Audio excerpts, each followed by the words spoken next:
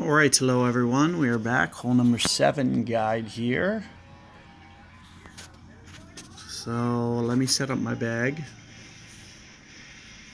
Ideally, I'm thinking for this hole, win 4, win 5 balls. This is kind of what I'm looking at here for pulling off hole 7. Power can be a nice thing. So, why don't I just go bunny ball for you guys? You can do the same with Kingmaker, but I think I did that yesterday. So I'm going to change a little bit, and I'm going to do a different ball so you guys can see kind of a different adjustment here. Aside from that, we're going to need a sniper, a decent driver, power-wise. Anything with some power. We do have the wind here, so, I'm not going to go full max on virtually anything. I try to stay 5 topspin or below on this hole just to, avoid bad runouts where I could potentially go way too far.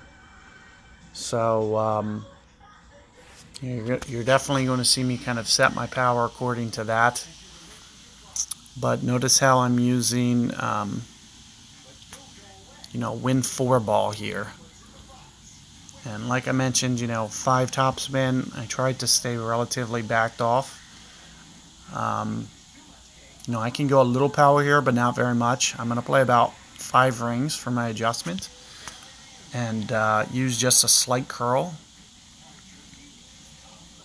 And I'm just kind of aiming for maybe 370s. You can go 390 and stay in the fairway. So as long as I'm 370 to 390, I'm virtually happy with that. And there's 387. And, that's going to be more than enough to get there. One of the things that I want to mention for the second shot, one of the reasons that I put on a higher wind resistance ball is for the second shot. And here you can see these new Cinco balls. They would be ideal if they had just a little bit more power. You're almost forced to get it kind of where to I just did with a 1 power ball. So that's why you kind of see me leaning towards a bunny. Additionally, I think a bunny is a very good ball for here because we're not going to use a lot of side spin. We're basically talking about a shot where side spin doesn't really mean much. So, getting rid of some of these low side spin balls, this is kind of a perfect opportunity to do so.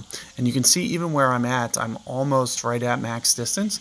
Keep in mind, I just want to show you, there's a little elevation change.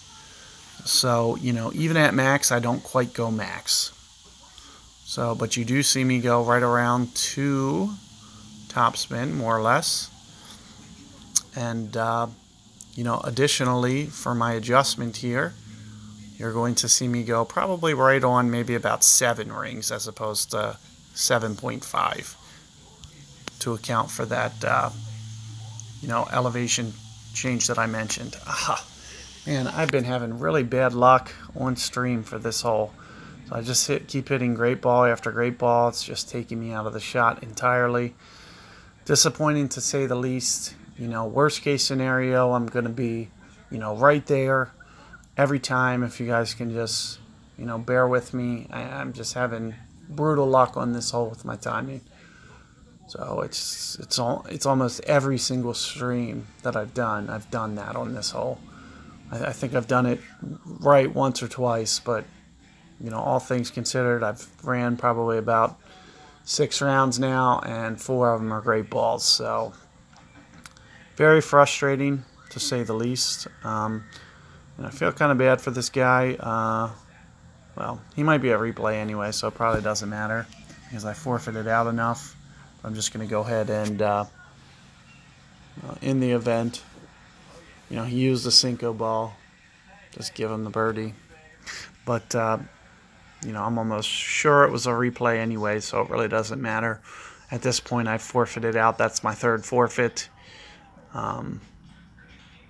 If that wasn't a replay, now I'm guaranteed replays. So, and, like I mentioned,